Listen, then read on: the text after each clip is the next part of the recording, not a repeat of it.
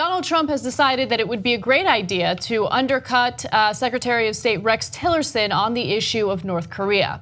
Now, just to give you a little context, Donald Trump escalated his rhetoric with North Korea by referring to Kim Jong-un as Rocket Man and constantly hinting at the idea of the United States engaging in nuclear war. Now, Rex Tillerson happens to be the mature adult in this case and is trying to negotiate with North Korea and to de-escalate the situation so we don't engage in a situation where a ton of people could be murdered and killed. So Donald Trump tweeted the following in regard to this situation. I told Rex Tillerson, our wonderful Secretary of State, that he is wasting his time trying to negotiate with little Rocket Man. Save your energy, Rex. We'll do what has to be done. Being nice to Rocket Man hasn't worked in 25 years. Why would it work now? Clinton failed, Bush failed, and Obama failed. I won't fail. Now, this is following Rex Tillerson's statements in regard to negotiating with North Korea, and he realizes the severity of the situation and the weight of the situation. He said that we've made it clear that we hope to resolve this through talks. I think the most immediate action that we need is to calm things down. They're a little overheated right now, and I think we need to calm them down first. Now, Rex Tillerson was asked about his thoughts regarding Donald Trump undercutting his efforts to de-escalate the situation. Here's what he had to say. The back and forth tweets with Kim Jong-un, how is that at all helpful to the situation? We're going to continue to pursue our diplomatic efforts and hope that that's the way we'll solve this. Thank you. Okay, so think about how ridiculous and preposterous Donald Trump is. And so people say, hey, look, and rightfully so, we're all over focusing on his tweets. But in a situation like this, tweets matter because they become official US policy and other governments react accordingly. So as his Secretary of State, who is no friend of progressives, Rex Tillerson ran ExxonMobil. I believe he became Secretary of State just to be able to lift sanctions on Russia so that ExxonMobil could do a $500 billion deal with Russia. So this guy's no angel. But he's thrust into the Secretary of State role. And he's like, okay, I guess my job is to see if I can prevent war if possible. Yeah. So he says, I've got an open line of communication with North Korea and I'm trying to calm things down. And then the moron in chief comes in and goes, hey, don't bother. Okay, so first of all, you can call your Secretary of State.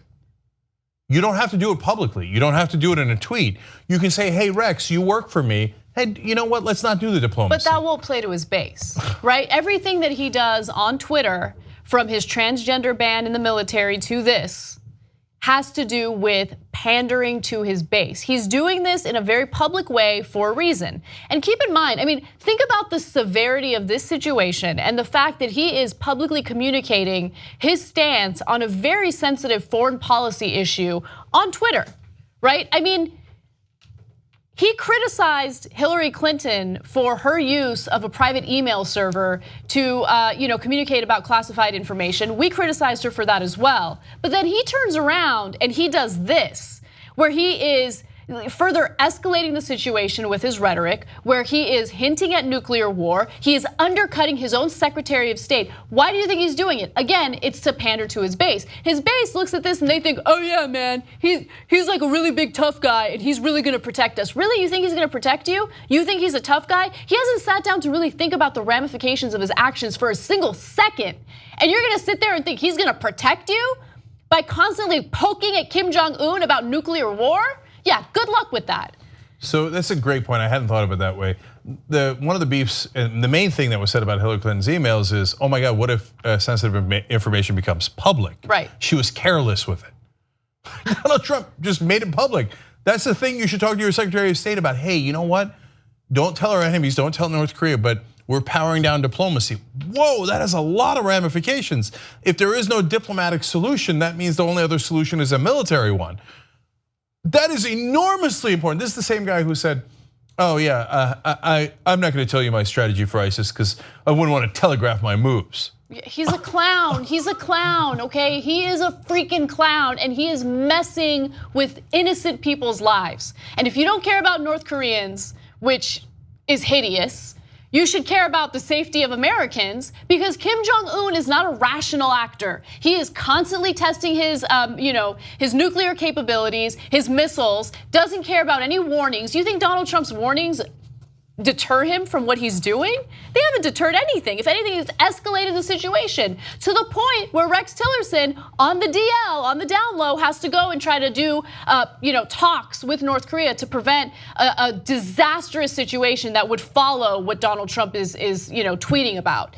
It's disgusting and it's scary, and we live in a topsy-turvy world where the former CEO of ExxonMobil is the good guy. Barely trying to hold things together from King Joffrey, who is lighting the world on fire. Of course, since Kim Jong-un was challenged previously, you guys might remember, one of his responses to Trump was, "I will surely and definitely tame the mentally deranged US dotard with fire."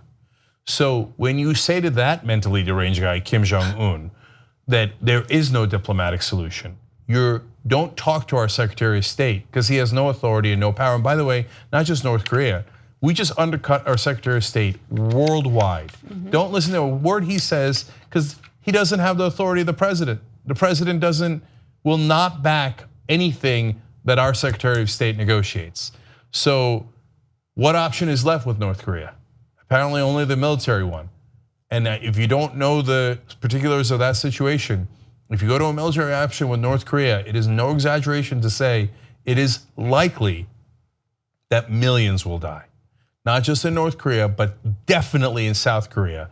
Not only one of our top allies, but also one of the strongest economic powers in the world. God knows what happens to Japan, let alone us. It will spin the entire world economy into a complete global meltdown, and the millions of people that could be killed, not just with their nukes, but just with their conventional weapons. Even Steve Bannon said there is no military solution. When he thought he was off the record, he's like, well, look, all they have to do is launch their conventional weapons and they incinerate South Korea.